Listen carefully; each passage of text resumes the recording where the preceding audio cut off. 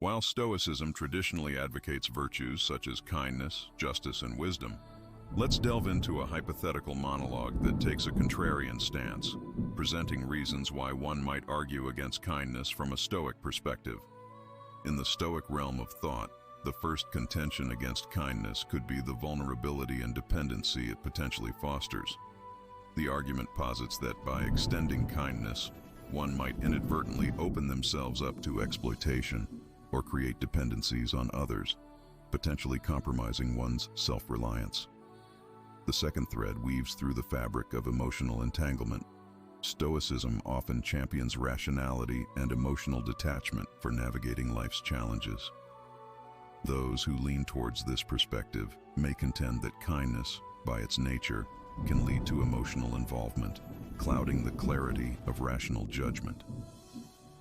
A third line of reasoning might propose selective empathy. Advocates of this view could argue that practicing kindness to everyone might be inefficient and emotionally draining. Instead, they may posit that a more measured approach, showing kindness selectively based on reason, would be more aligned with Stoic principles. Moving forward, a Stoic might voice concerns about potential distractions. The contention here lies in the idea that audience may suggest that projecting these qualities is more crucial than displaying excessive kindness, which could be misinterpreted as a lack of assertiveness. Moral hazard becomes a focal point in this discourse. Advocates of this position may argue that excessive kindness can enable harmful behavior. By constantly rescuing others from their mistakes, the contrarian Stoic might contend that one impedes their personal growth and accountability. Dilution of priorities surfaces as the sixth element in this line of thought.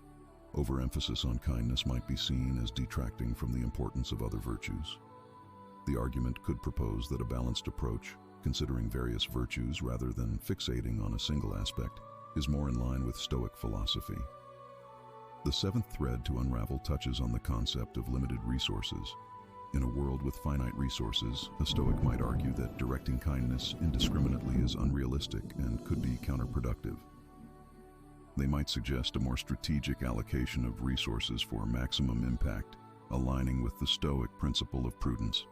Conforming to expectations enters the discourse as the eighth consideration. A Stoic might argue that constantly adhering to societal expectations of kindness could be seen as a form of external validation seeking. True virtue, they may posit, comes from acting in accordance with one's principles rather than conforming to external pressures. Resilience through adversity marks the ninth dimension of this contrarian perspective. The argument here is that facing challenges and adversities without relying on constant kindness can build greater resilience. Over-reliance on kindness might be viewed as a way of avoiding necessary confrontations and hardships that contribute to personal growth. In conclusion, this contrarian Stoic perspective offers a nuanced exploration of potential reasons one might argue against kindness. While it's crucial to note that this viewpoint deviates from traditional Stoic philosophy, it provides an intriguing intellectual exercise. And now, before we conclude, I invite you to like, share, and subscribe for more thought-provoking content. Like, share, and subscribe. Reinforce